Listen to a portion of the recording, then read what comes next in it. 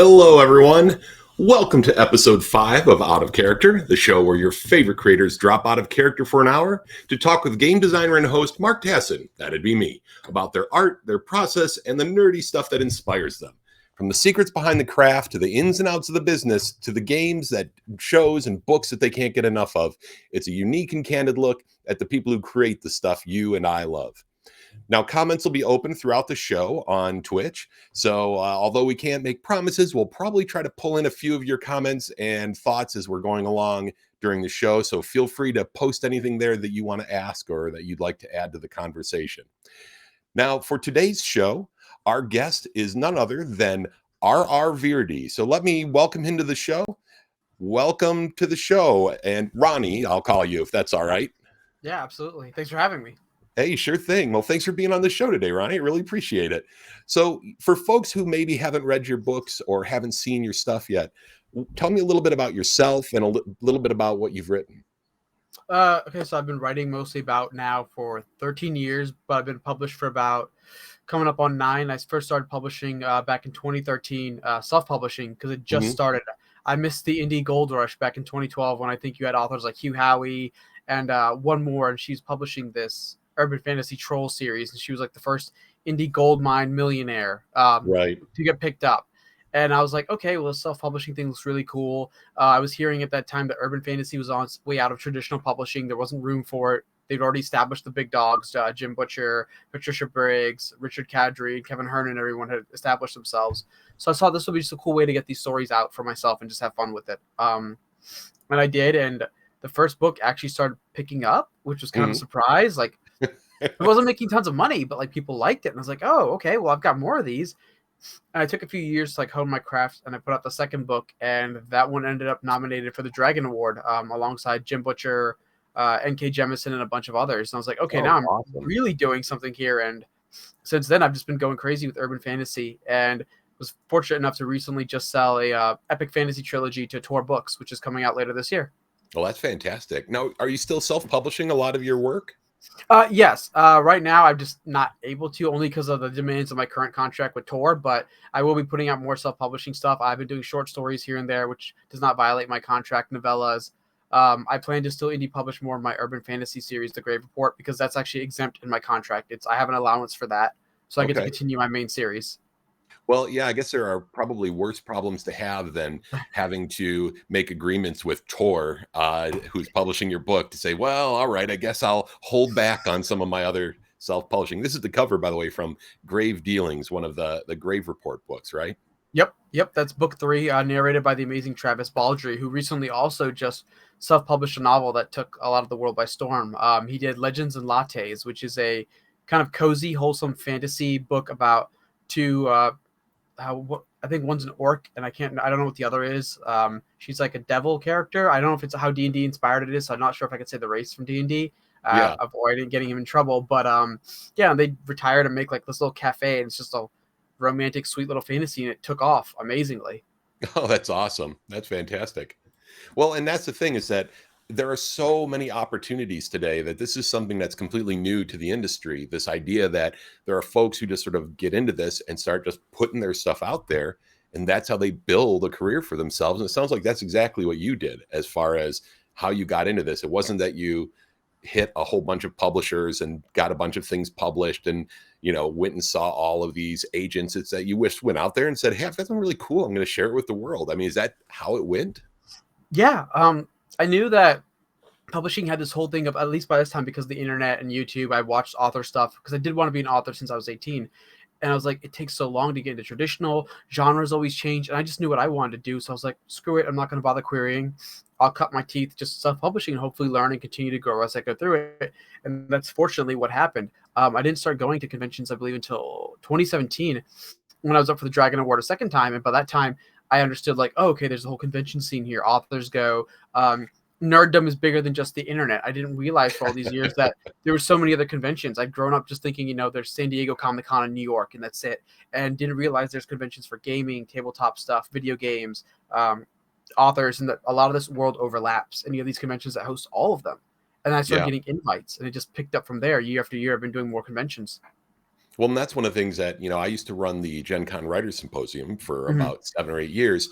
Oh, People wow. didn't realize we were even there, and yet we were pulling in like 2,500 folks, and we had Jim Butcher and Charlaine Harris and Terry Brooks, and just some really cool people coming out to speak, Brandon Sanderson. And Mhm. yet people are like, well, we thought this was just a gaming convention. It's like, yeah, Right. but gamers read, right? They're Mhm. reading early adopters. They read a lot of books. So it's a perfect sort of crossover when you start getting to these sort of nerddom domains.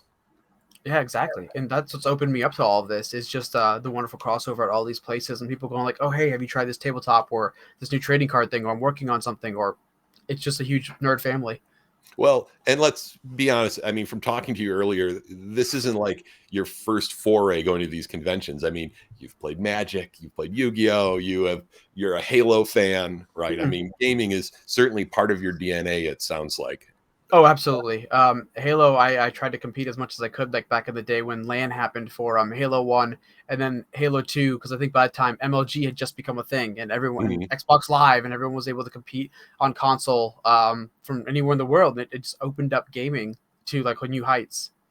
Right? Yeah, exactly. Now, I know you've done console, but you also built your own rig. As a guy who's into computers, I have to ask about this. You've got something that you way over engineered, as you should have, when building one of these. Yeah, yeah. Okay, this was 2015, I think, is when I started building this. I just gotten a job working in custom computers as a boring day job, but we were selling the parts to actually build custom rigs. It's like a East Coast equivalent of like Fry's, if you're familiar with the Okay. franchise. Yeah. And one of my friends was like, "Hey, you really like Skyrim, right?" I was like, "Yeah." He's like, on PC, there's like a million mods to make the game even better than what you could have had on console. And I was like, "Really?" And we just started going through it. So every paycheck was going to like, okay, I think at that time the new 4790K was the hottest i7 processor, the unlocked one. It was like I think it was 4.0 megahertz was the processing speed unoverclocked. And he's like, okay, Yeah. so you need one of those. You need like at least 8 gigs of RAM, but you should get 16 because Chrome eats everybody's RAM. So if you want to game and have the internet going, do that. And we just started going down the list. And at that time, I think the 980 Ti had just come out. So we picked that at every paycheck and we just overbuilt something that was like it was like 3 to 4, maybe even no, $5,000 because of the case. But because I worked Uh-huh. there, I Yeah. didn't pay that because it was employee discounts. And then there were customers who were returning graphics cards within a month and it was open box. So then that knocked prices off. And we were like just jerry rigging everything we could to get it to go. But I ended up with an overkill PC. And then he was like, how many mods do you want? I'm like, well, how many can I have? He's like, well, at this point with the graphics cards, you've got all of them. And that's what we did. That's awesome. That's amazing. And I mean, that's kind of the way you have to go because once you start, you're like, well, a little Yeah. bit more won't hurt. I'll just tweak it up a little bit more, but then you need to buy more memory. And then, the processor's not, well, then I'll boost this up. And it's a never ending Yeah. cycle Yeah. Yeah. Yeah. of boosting as you go.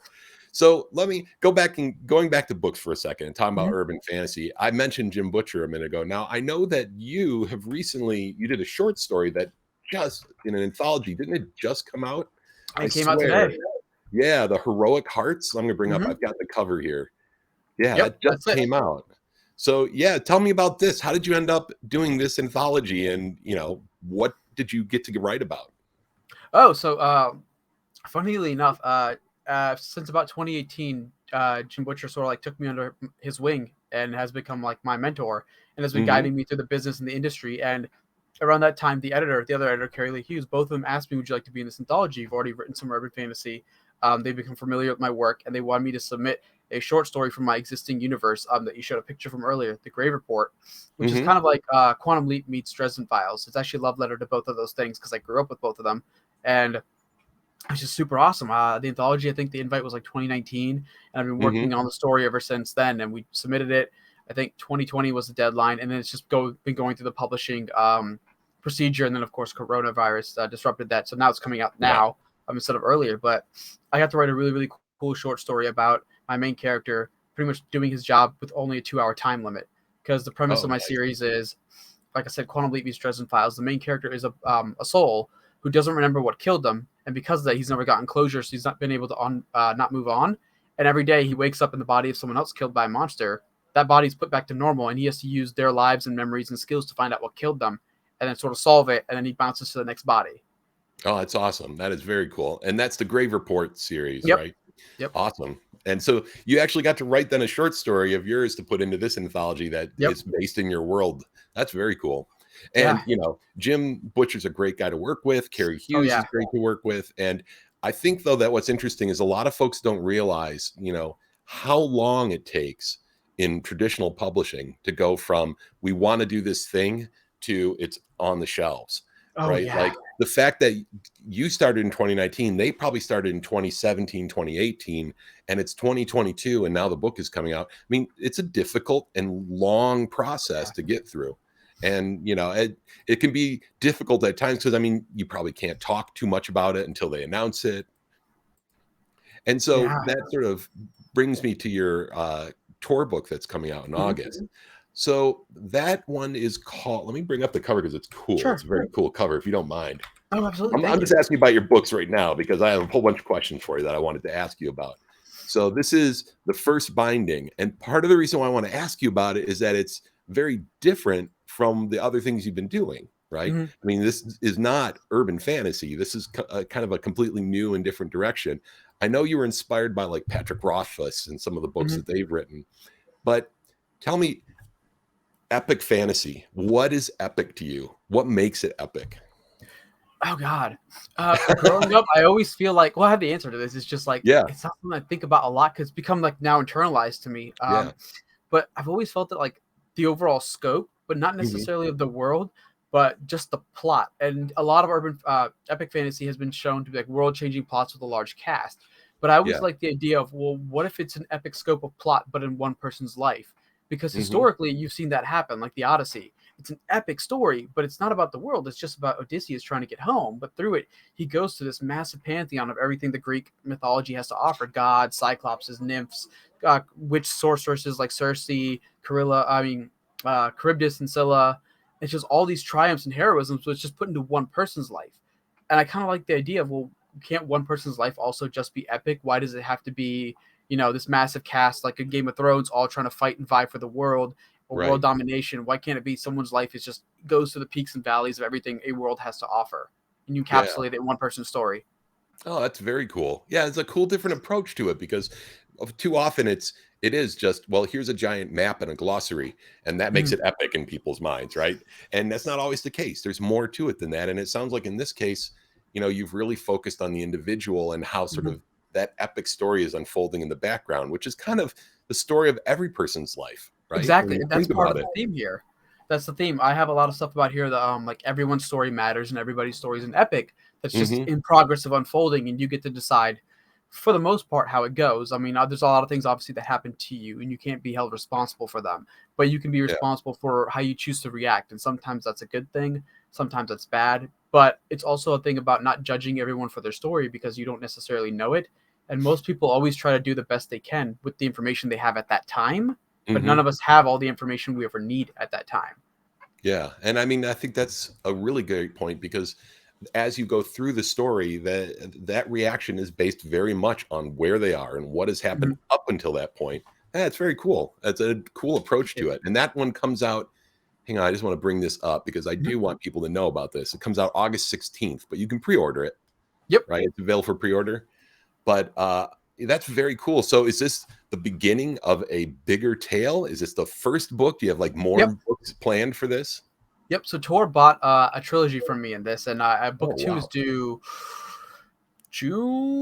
middle of June. Yeah. Okay. There we go. And I am pretty much done with that right now. It's just going through editing tweaks, so that one's actually pretty much done. I'm just going to take the extra time I have until then to absolutely be as crazy uptight about it as I can and make sure it's perfect before it goes out to editors. But this is definitely a larger series, and I'd like to be able to do spin-off stuff in there, novellas and short stories, which I'm pretty sure my contract allows for. I have the green light to do that, and I'm going to do it. That's awesome. That's very cool. Well, then that's a different sort of writing than just sort of writing at your own pace and at your leisure, but now saying like, we need it by June. I mean, it's a whole new ball game at that point, I imagine. I mean, how's the pressure feel? I mean, is it hard? Does it make it a different experience, or is it just so exciting that you just plow through it? It's been different, but I've been pretty decent about budgeting my time, so I'm allowed time off. Example being my daily word count when I'm revising and rewriting stuff is about 1,500 words a day right now. But when I start, I was closer to 3,000 to 4,000 words a day, which I didn't need to do. But it gave me this huge lead of time where I knew by the end of the book, I'd start promoting book one. I'd have this anthology coming out. I'd be doing interviews, and I might start getting burned out. And it would allow me to take a little less time each day to work on the book without needing to put in 8 hours or whatever. It's not really pressure. I know I should take that back. You know what? There's pressure sometimes, but it's not pressure that's gotten to me or bothers me in a negative way. It's more like just it's there and I'm aware of it. And I'm like, okay. Uh-oh. We've frozen up slightly, folks. A little bit of technical difficulty. I'm sure Ryan will be back with us in just a moment. But in the meantime, we can talk just a little bit more about the It's been fact working out for me. Oh, are you there, Ronnie? Yeah. Well, we lost a little bit of what you said there. You froze up. Oh, and we've lost him again completely. But that's all right, because we can talk about other things while we're at it. And that, I think, is one of the interesting things, is looking at how he was able to move from a self-published situation into a more traditional published, and that there's room for that. I was just talking to folks while I was waiting for you to pop back on about how in today's world, there's room for both self-published and traditional publishing, because that's one of the things that I think is interesting about this. It moves a little away from the story, which since it's not out yet, I can't talk to. But what I can talk to is the fact that for years, self-publishing had kind of a bad name for a while, right? Yeah. And it's because there's no barrier to entry, right? And I think that's, well, not no barrier, a very low barrier to entry. Right. And unfortunately, that means that you get the good with the bad. Right. And you get the stuff where people are just like, hey, this is my awesome new book. I totally published it. And it's like, well, okay. But it doesn't necessarily mean that it's a great story or well written or edited, for example. And so, that created a struggle for some folks. But as people started to realize there was really good quality work coming out of self-publishing, they started to look at it more and more closely. And then you ended up with folks like you, where you've got a whole fan base who's following your work. And eventually you end up in a situation where you also add to that, as opposed to replace it with traditional publishing. And in the old days, people used to always be like, yeah, someday I'll switch to traditional. But, it sounds like you've done what is sort of the more modern approach, which is this hybrid approach that lets you do this cool thing with Tor and yet still hang on to this other piece of what you're doing. Oh, with some limits based on your contract. But it's been working out great, because right now, still, sadly, there isn't much room for a new urban fantasy, according to what I've been hearing from agents and editors. The genre, either they're burned out on it, or they felt like the established names still have too much to offer.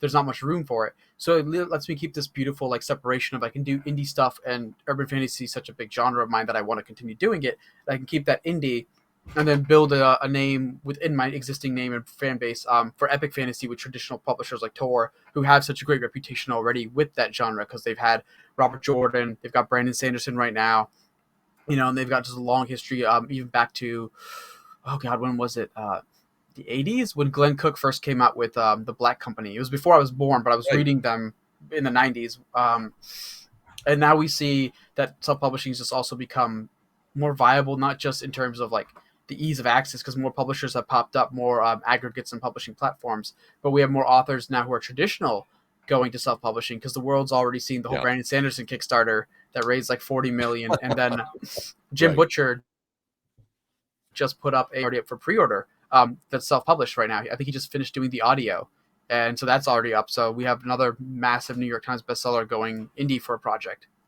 I think what's when you're looking at folks going indie on this, I think one of the things that people don't realize is the volume of books that traditional publishers require to be sold.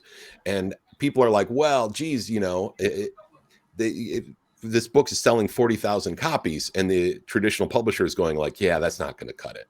And meanwhile, someone is back here going, 40,000 copies? I can make a good living on 40,000 copies, right? And I think that's one of the things that folks don't realize, is that part of the problem is that the market isn't there, or I should say not the market in the sense that you can't sell a book that's not going to sell X number of copies to traditional publishers, right? If they don't think it's going to sell really well, they're not going to pick it up. And really well is like ridiculously well. And I think that's kind of something people don't realize. And there are a lot of authors that's why they do it, because it's like, yeah, I could sell this book to tens of thousands of people. But the big publishers like going, yeah, that's not going to cover our costs. Yeah. and in publishing, because in some cases you will be able to sell a book like that, but you're not going to get the advance you might want or need, which means you're not necessarily going to get the monetary investment, because that does correlate to the, which means your book might not reach the audience you want it to reach. And it's almost kind of like, and I've heard horror stories of people who get like the small advance and the book's kind of just thrown out there like spaghetti on the wall to see if it sticks. Like, we don't expect it to make money, but sure, if it makes money, then of course the publisher's going to be happy and like, we got a cheap lottery ticket. But the chances of that happening are usually not that great, sadly. The book kind of is just left to throw out there and just die on the wall. Whereas, like you were saying, if you got 40,000 sales as an indie, God, I'm trying to do the math. Like at $3.99, which is like a very common indie average price point, that's like $120,000 before you get your cut, which is 70% of that though. That's a living. It's absolutely living. And it is easier. You can get by with much less volume. No one can tell you no. So if you want to do it through a series, you're allowed to. In fact, that's one of the easiest ways for some authors to make money. I don't want to say starting out, but over time, if you build a series, you at least have some level of reach through all of that, and it gives you the ability to build something larger and larger. Yeah, it's very cool. It's definitely the entire landscape has changed a lot just in the last 10 years, and it's very cool to see it sort of landing someplace where all these opportunities are out there for folks, and they're starting to learn how to coexist, which is very cool. Yeah. All right, so we'll talk more about writing, a business of writing, and things like that, because that's one of the things that I always talk about is, how does this stuff get made that we all love to consume, all the books and everything. But I do want to talk about some continual nerdy stuff. That one thing you brought up earlier was talking about monsters and having a different monster that the character ends up dealing with. I read someplace that you're a Supernatural fan. That you're a fan of the Winchesters and the Supernatural series. Is that true? Yeah. So that was the other love that inspired this series, because growing up, I was a teenager when that show first came out, and I grew up before that on horror stories, and my mom was a horror buff, and most of them dealt with some kind of mythology and monster, and then Dresden Files, obviously, which all helped shape me into mythology nerd. And not many TV shows at that time were tackling that. This was the first one that came out where it's like, okay, we've got monsters and everything. And then we killed them. And I was like, okay, I can get into this. And then I'm also a car guy. These guys drove a classic Impala. So I was like, okay, I grew up around muscle cars all my life. And so I was like, okay, American classic car, guys just fighting monsters, but it was intelligent. They brought in the mythology. They brought in new ways to kill these creatures. And the stakes kept raising and raising, but the format was simple. Like, I mean, Supernatural at the end of the day, it's a Western. Two guys ride into town on their horse or their car. They look around to see what's up, and there's trouble brewing. So they go to the local bar, usually, or the tavern, talk to people, figure out what's wrong. And then there's a big showdown at like noon or sunrise or midnight with the monster. And then they ride out of town again. They go to the next town. Yeah, that's something that I would love to play a Supernatural role-playing game, because as a role-playing gamer, it's like it's got everything you need, right? It's got the setup, it's got the moment, it's got the monster, it's got the treasure. Well, sometimes not for the Winchesters usually, but they get trauma. They get trauma instead of treasure. Oh my God, do they ever get trauma? Oh, poor guys. I will say that one of my favorite episodes is where they go to a con of fans of them, and people are like criticizing their cosplay. It's one of my favorite parts of that show. It's fantastic. Yeah, I remember that episode. Oh God. You have a favorite episode? Oh man. Or one that you just happen to especially like? Yeah, but I think most of mine are from the first season, because I think that's when they were really just doing a Monster of the Week show before the plot really built up. And I do like the meta plot, but I like when they were just doing American urban legends, like the woman in white on the side of the road, which I believe is the first episode, when they're looking for that ghost. And that's what really hooked me. I was like, okay, someone really did their research here. And then they found out ways to personalize it. I always have a soft spot in my heart, though, just for the episodes where I think Dean gets, what was it, ghost sickness? I think it's the one where he ends up singing "Eye of the Tiger" and it starts making everyone go crazy and loopy. Just because, like, it was the first time I saw that character start really behaving that way, and like, okay, he's got a lot more other sides than just the traumatized soldier boy attitude of he's the oldest kid and he's got all these expectations from dad, and you start seeing more sides of him just being goofier and crazy, and the job sort of getting to him, even though he was sick at that time. So I have to think that, considering your urban fantasy series and considering your interest in this, you've thought about how you make Monster of the Week work, right? Because one of the challenges with that is that at some point people are like, oh yeah, it's another monster, and they shrug. I mean, how do you keep it fresh? How do you keep the trope alive as opposed to getting dull? Well, in my books, there's always the personal cost of every time it's a monster of the week. Unlike in Supernatural, where it's killing things far off screen, there's already the immediate connection where this thing is responsible for killing the body my main character's just jumped into. So Yeah. now he feels responsible and has this guilt of, if I don't get some sort of at least justice, because you can't always get vengeance for this guy's murder, because not everyone will take care of this, it's going to weigh on him. That's guilt of, I'm in a position to now do something. I can't leave the body until the case is either solved or I'm dead again.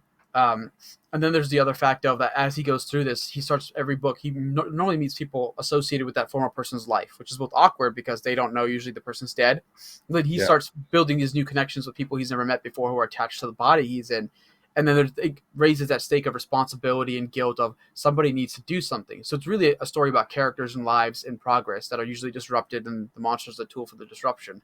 Past that, there's just, I'm hoping people like the characters enough, because Vincent Graves, my protagonist, has been doing this so long, and he's been keeping so many memories and skills from other people, that when the series starts, he's actually forgotten his original identity. He uses the name Vincent Graves, but he doesn't remember his old life because he's got bits and pieces of everybody else that he's been in. So that's part of the mainline story of him trying to use enough time in these bodies to sort of take what time he can between cases to figure out pieces of his own life. And I'm hoping readers are mostly invested in that and the cast of recurring characters to want to continue that journey to get to that answer. Oh, that's very cool. It's interesting. I think sometimes people don't realize that the stories and the shows that seem to resonate the most with folks, the ones that sort of become our new mythology, are Mhm. the ones that are focused on the characters. Because Mhm. people notice the explosions and the spaceships and the swords and the monsters. But at the end of the day, the ones that really seem to connect are the ones that are about the people. And I think that it sounds like, for your writing, that's probably part of your success, is that you do seem to focus very much on the character, their life, and all of this stuff is just sort of like the backdrop of Mhm. the story, which is really about them. Yeah, that's something, and that's my personal ethos. I know everyone's different, but for me, I Yeah. always believe plot is character in motion. Hmm. I know great setting and world building is fantastic and wonderful plots, but I've read things where some plots you can feel like the characters are being railroaded through a story, and it's a great plot, but if I don't connect with the character emotionally, I don't care. But I would read like a short story of Harry Dresden going to get coffee and it just goes wrong because I love that character so much. Yeah.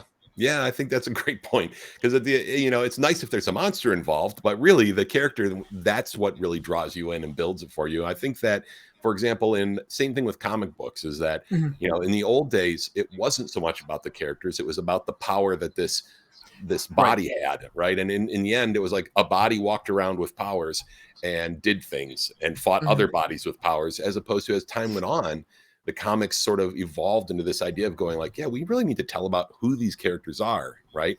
And I think that DC, I think DC might have gotten to that a little bit later than Marvel did, but I think Marvel kind of helped to sort of push them in that. I'm a comic book fan, of Mhm. course, so Yeah. talking about all of that, I think it's interesting because, again, it's the comics where that character comes through, where Captain America is more than just a dude with a costume and a shield. That all of a sudden it can work for the audience. I think that's a great reason behind Spider-Man's success, is because not his Yeah. powers, but the fact that at that time there weren't many teenage superheroes, and here's now you have a character where Peter Parker. So when he does the fantastical things as Spider-Man, you already have a connection to him as, oh, this is a guy who has real life problems. He's juggling his questions of identity between Spider-Man and his Peter Parker life. Life with Aunt May, being this broke kid who's got all these responsibilities. And I think that helps him connect and resonate with people, and then that connection goes back. People are willing to entertain all of Spider-Man's like amazing adventures and crazy fantastical exploits, because at the end of the day he's somebody like them, just with powers. Yeah, it's funny because up till then, a teenager was a sidekick, right? Yeah. That was their role. They had to be a sidekick. They were never the main hero in the story, and it is interesting to see that where it started to change. I do think that DC, though, has done some amazing stuff with some of the series that they've come out with over the years. I mean, everything from the Vertigo comics we talked about earlier, right? Yeah, yeah, You and yeah. I were talking. I mean, Vertigo did some incredible stuff that I never thought would have happened. Sandman, for example. Yeah. Oh God. And then for me, it was definitely because we were talking about character. John Yeah. Constantine, Hellblazer. I mean, the opening pages of the original Hellblazers were just him smoking in London. It's all just bleak and puddled up, and I'm like, this is really grungy and like grimy and dirty, but you instantly understand the character of Constantine. And then he walks into a room, and I think it's his friend Richie, who's like plagued with all these bugs because he just like let out this insect demon of a hunger. And I was like, okay, that's pretty graphic and almost, I mean, I guess urban horror-y, but Constantine was just a really dark, broken, tragic, kind of horrible character at times in terms of personality, but they let him be that like unapologetically, and that was really cool to see. So this is just me just pondering this. Do you think you can make a character just as powerful, just as engaging, and yet not be dark and gritty and broken? Because if you think about all the stuff we've talked about so far, it's all like, oh yeah, the horrible traumatized Winchesters and the dark Sandman stories. And I'm thinking like Dark Knight and Watchmen. And I'm like, oh wow, can you be happy and interesting? Interesting is a hard question. Wow, because I was gonna say you can because we have Superman's success, and I don't know if that's because he was also a product of his time, but the Yeah. character still resonates because I know one of the biggest scenes that a lot of people liked in the Henry Cavill rendition was there was a famous thing of his father showing his son Superman's first flight in that movie, and the Mm-hmm. kid has clearly no background of Superman. The kid could just barely stand. His dad's holding him up, but that scene absolutely captivated the kid. So for him, that's his first Superman introduction. And I want to say you can, but I don't know about interesting because I like Clark Kent. I don't know if I've ever found him interesting though, but I Mm-hmm. think you can definitely make a bright, great character with all those powers who's happy. But I'm trying to think now. Wow. I I guess mean, Steve Rogers is kind of that way. You know, Captain America sort of represents that but I think where it gets dark, and actually, I'm rereading Marvel Comics starting mhm, at the very beginning right now, and Captain America regularly has complete breakdown of his faith in what he stands for, and so it gets dark, but it always comes back to this message of hope.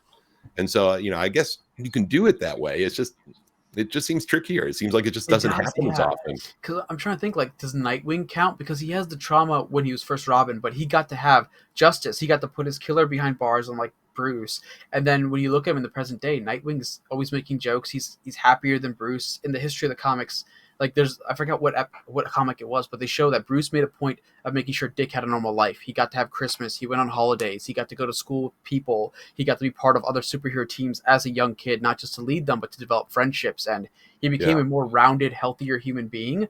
Like in the Bloodhaven comics, when he's out there, he has a day job he actually likes. Like he enjoys being a police officer by day and making that kind of like effort and ability to stop crime, not just being a man. And it seems like he's at least now a happier person, being the hero he is. But it still started with trauma. So it's like, Yeah, it kind of is. Well, there's a challenge for all the writers out there. Create something that's just as engaging and immediately viscerally powerful as all of these dark things that we've talked about, and yet have it be cheerful and joyful and pulling you in a happy sort of way. So, without being silly.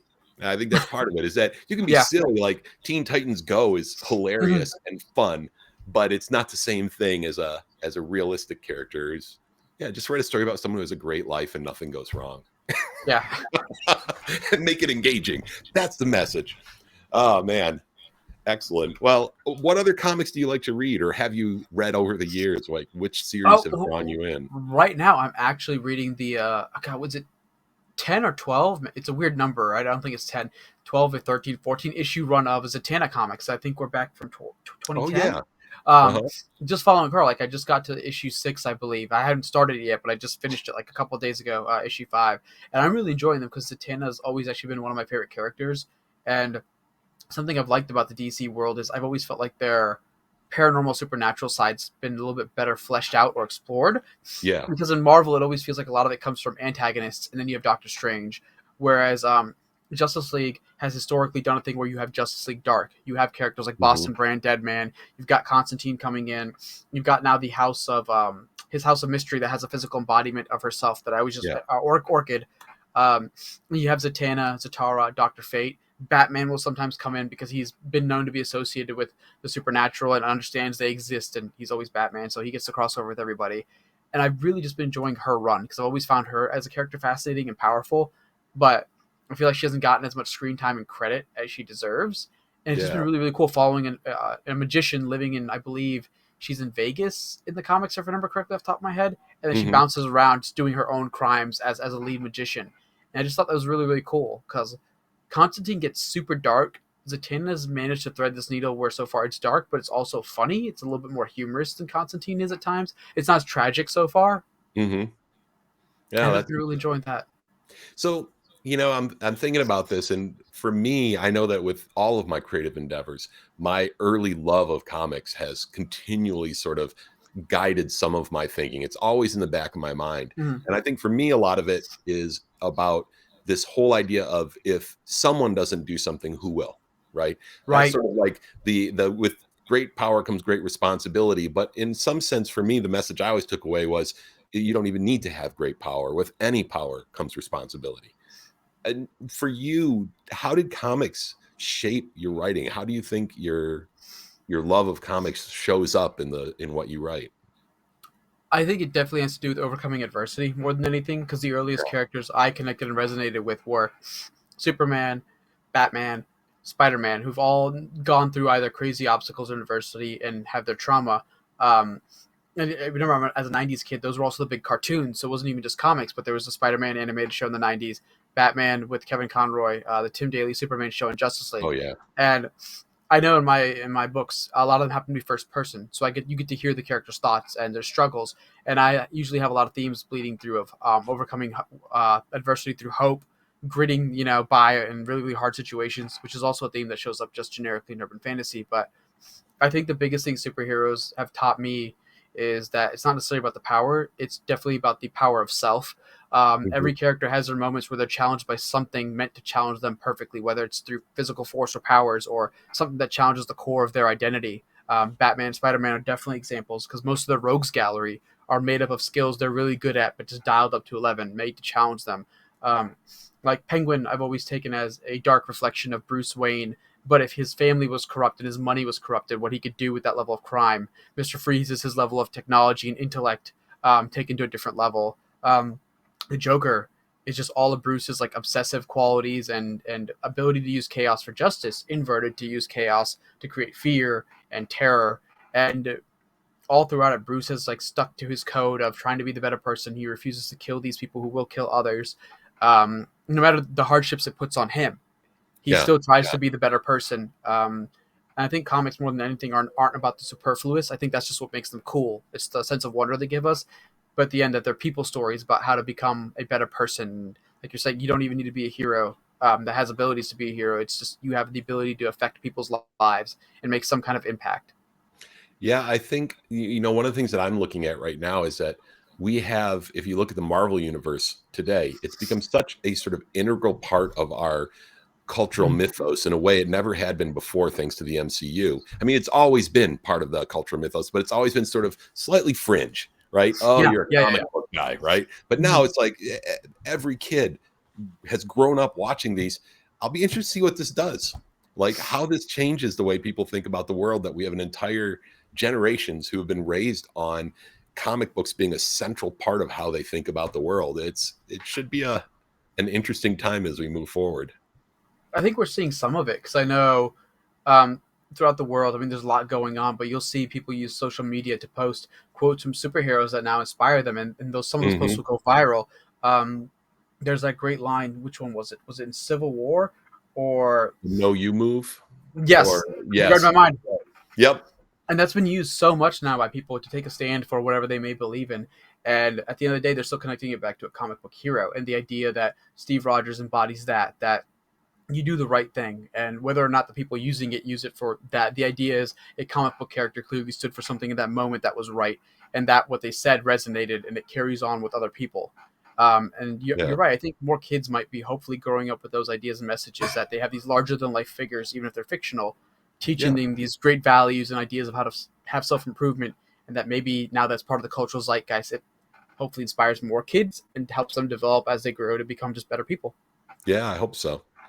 It's interesting. One thing you sort of touched on this a little bit with Superman, but Superman, one of the things I read once that I thought was absolutely spot on was that the thing that makes Superman Superman is that he can do anything, but he doesn't. The Yeah. fact that he could do anything he wanted to do, but he chooses not to. And that is what that's the heart of that character and how he deals with every situation. He's not like the guy from what's his name from The Boys? Oh Homelander, god. right? From the Yes. Yeah. boys, Yeah. right? He doesn't go the Homelander route. He doesn't go the authority route. He chooses to continue to do the right thing. And how frustrating it must be for that character to know that I could just fix this now, but he chooses not to.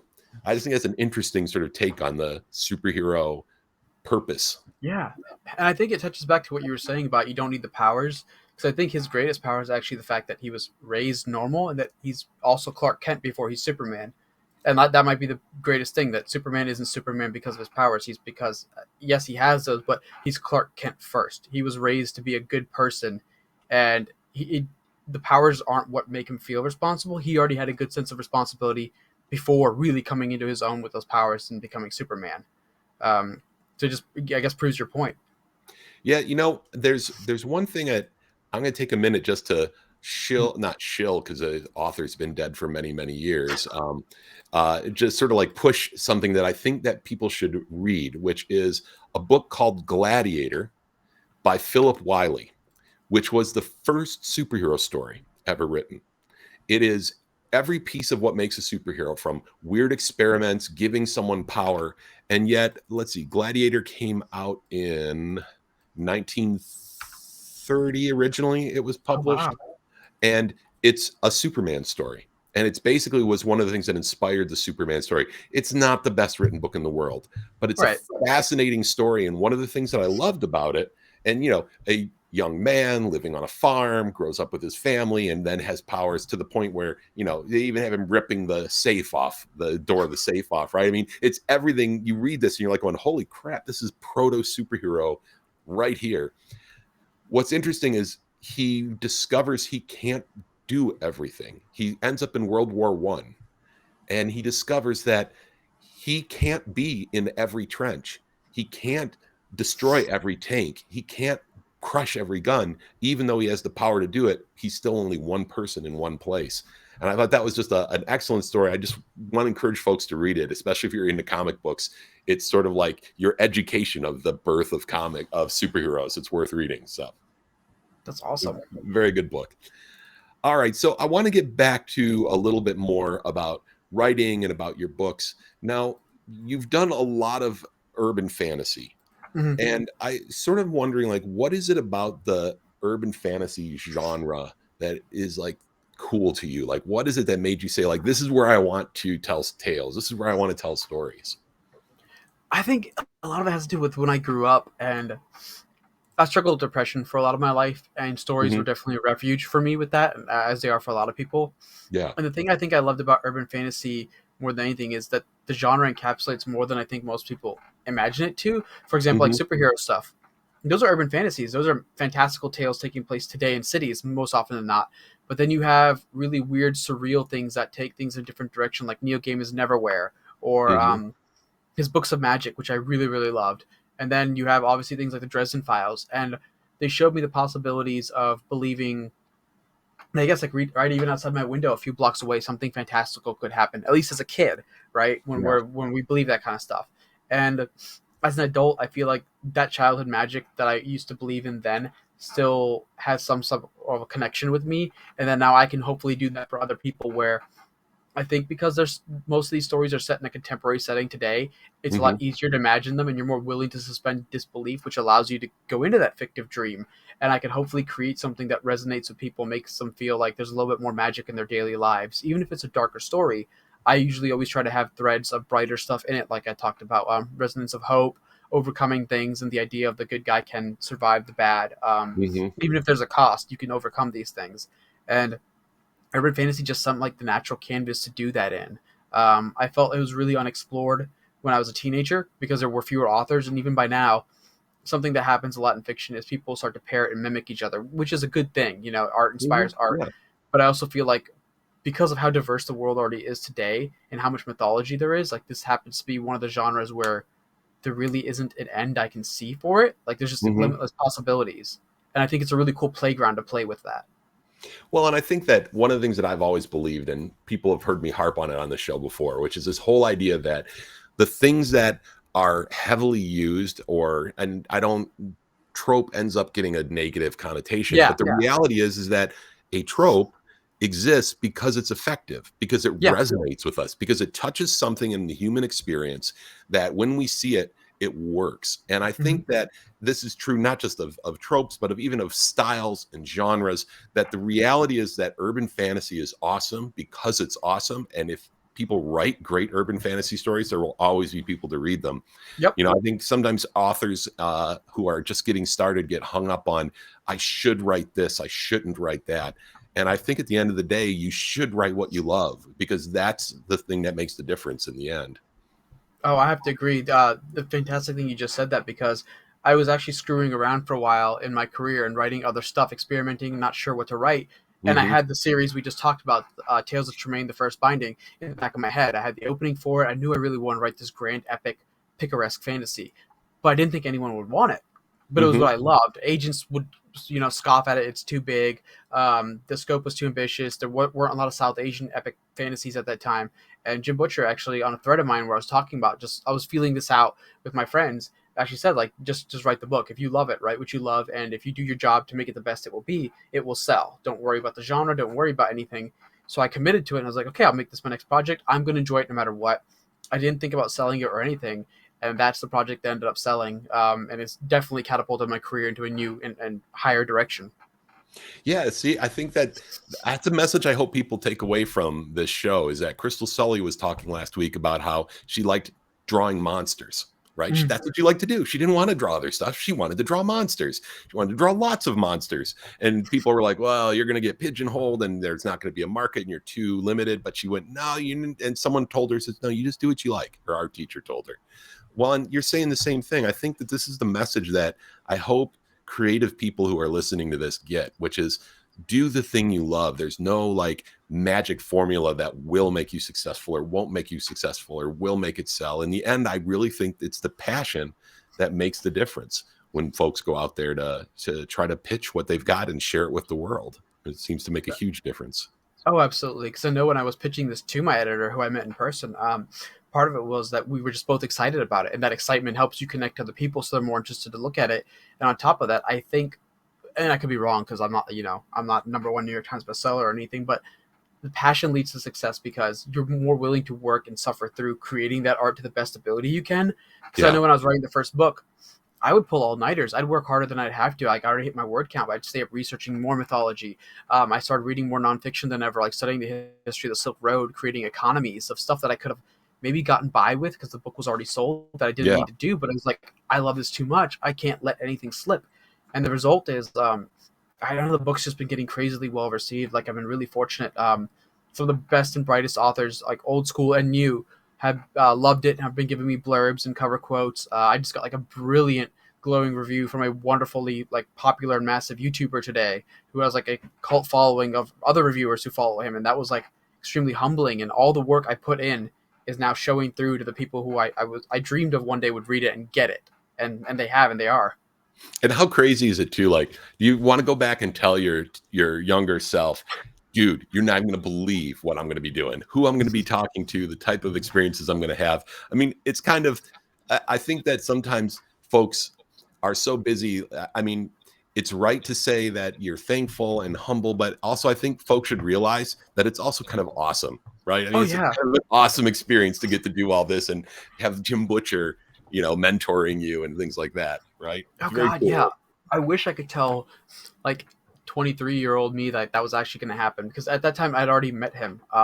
Yeah. I met him at a signing in 2011 where he changed my life. He actually told me that if I don't quit on my dreams, this was a public signing at a local bookstore near me, that one day I could be where he's at, where I could be on panels with him. Maybe I could do signings with him. Maybe I would be on an anthology with him or up for an award ballot with him. Yeah. And all of those things since then have happened. And it's just like 21-year-old me wouldn't have believed it. 23-year-old me, it was just like, he told me those things. Maybe one day it'll happen, but it was a distant dream. I didn't really believe it. I kind of just hoped like one of them would happen. And then years later, each one slowly started happening. Like it's one got ticked off, but I would forget about the whole list that I was told. Then another one got ticked off, and you'd have like this deja vu, like holy crap, and more and more. And even just 4 years ago, when I first started writing this book, I didn't think it was going to get the tour deal. I was just like, okay, my hero told me to write it, and I'm just going to have fun writing it. And if I could have told 4 years ago me that it would be like the lead title of a big five or big four publisher for 2022, it would have blown my mind.